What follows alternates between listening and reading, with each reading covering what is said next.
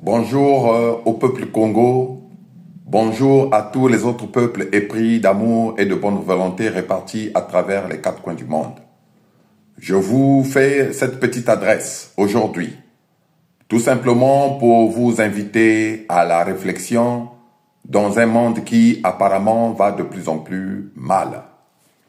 Nous assistons aujourd'hui à non seulement la semence, mais à des massacres multiples à travers le monde, notamment à travers les terres de Gaza et à travers les terres sacrées Congo, notamment au niveau de l'Est, de l'ex-Zaïre, et ce que nous, Congo, appelons la Fédération démocratique du Congo, bien sûr, avec K.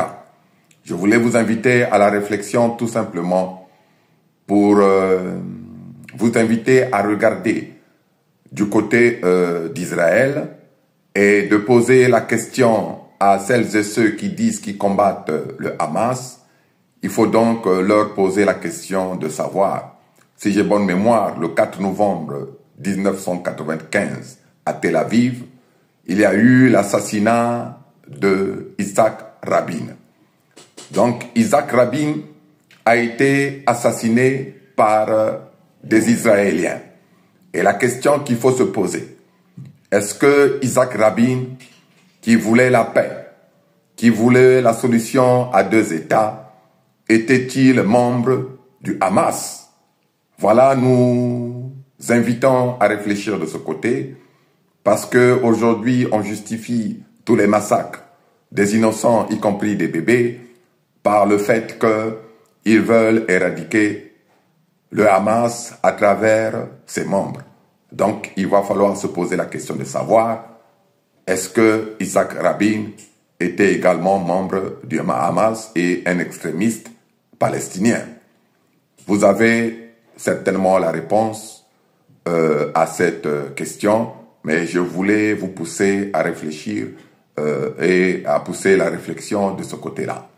Pourquoi je m'intéresse à ce qui se passe en Israël et sur les terres de la Palestine? C'est tout simplement parce que, souvenez-vous, et si j'ai bonne mémoire, au mois de janvier 2024, l'intention de Netanyahou et de sa cohorte de bandits était de prendre les Gazaouis pour les transférer sur les terres sacrées Congo. Là encore, il faut se poser la question de savoir pourquoi. Je m'intéresse également à ce qui se passe en Israël et sur les terres de la Palestine, tout simplement parce que le même Netanyahou a dit qu'une fois qu'il aurait fini de se débarrasser ou il aurait fini de mener la guerre, c'est-à-dire au niveau de la Palestine, il allait se pencher sur le cas de l'Afrique noire qu'il, selon lui, il allait venir libérer. La question qu'il faut se poser, libérer de qui, libérer de quoi, et qu'il a invité sur nos terres, sur les terres sacrées d'Afrique. Voilà toutes ces questions auxquelles vous devez vous poser et auxquelles vous devez vous-même, vous voyez que les réponses coulent de source. Enfin, je voulais attirer votre attention sur le fait que l'énergie des âmes apeurées, c'est le carburant du diable. Voilà pourquoi le diable sème la désolation, sème les pleurs, tue et mène les guerres un peu partout, de telle sorte que ces âmes apeurées, notamment ceux à qui on distribue physiquement la mort et qui connaissent leur sort physique dans la peur, cette énergie-là puisse nourrir le diable qui vit de la fameuse énergie. Aussi, je voulais vous dire qu'un État qui a été créé artificiellement par la force et par la guerre ne peut que vivre et survivre à travers les armes, la guerre et le pillage et la force. Voilà pourquoi aujourd'hui nous assistons à toutes ces guerres-là et notamment à la guerre qui est menée contre les peuples ou le peuple authentique autochtone de Palestine. C'est tout simplement parce que non seulement que le diable a besoin de cette énergie, mais que à partir du moment où ce pays qu'on appelle Israël a été créé artificiellement, par la force et par la guerre, comme j'ai déjà eu à le dire, a besoin de la force et de la guerre, a besoin de perpétuer cette force et cette guerre-là.